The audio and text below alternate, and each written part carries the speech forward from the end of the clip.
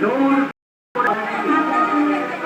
এবার আমার পুজোর নতুন নৈবেদ্য হবে ওই পলাশপুরের সুন্দরী প্রতিমা। নতুন পুজোর সমাপ্তি করে প্রসাদ বানিয়ে আমার সমস্ত ভক্তবৃন্দের মধ্যে আমি বিলিয়ে দেব।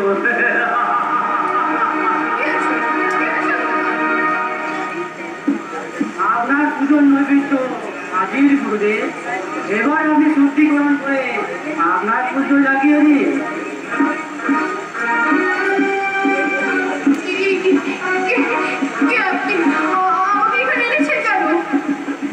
আমি কলির ভগবান শ্রী শ্রী সদানন্দ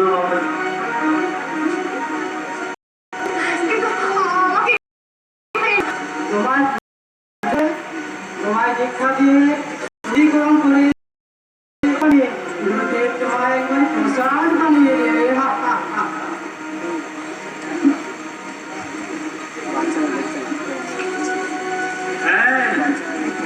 আমি কলির ভগবান শ্রী শ্রী সদানন্দ বাবাজি আমার পুজোয় তোমাকে প্রসাদ বানিয়ে আমার সমস্ত ভক্তবৃন্দের মাঝে বিলিয়ে দেব।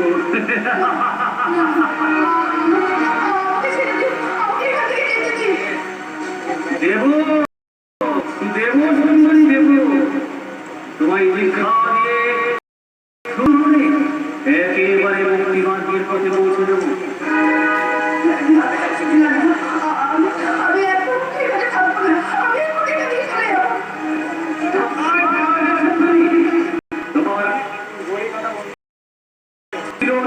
মতো বন্ধ হয়ে গেছে কারণ তোমাকে সর্বান্তরে ঘোষিত করে আমার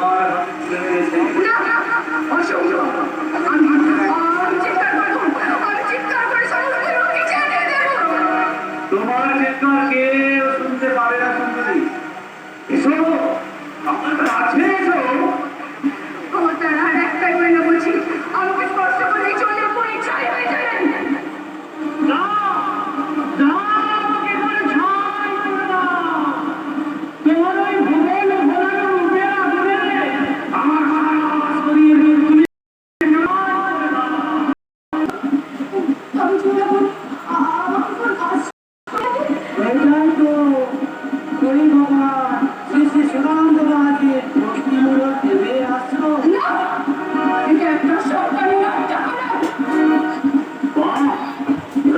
তোমায় আরো সুন্দর দেখায় সুন্দরী।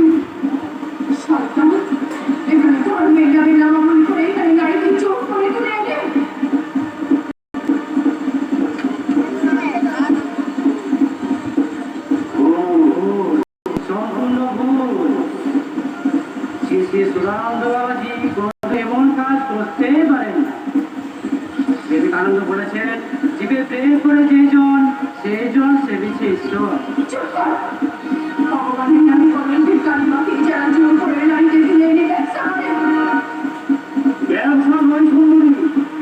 এটা হচ্ছে সদানন্দ বাবাজির ভক্তিমূলক পেশা। আচ্ছা সেই পেশায় আমাকে একটু ভালোবাসা দাও না সুন্দরী। ভক্তিমূলক ভালোবাসা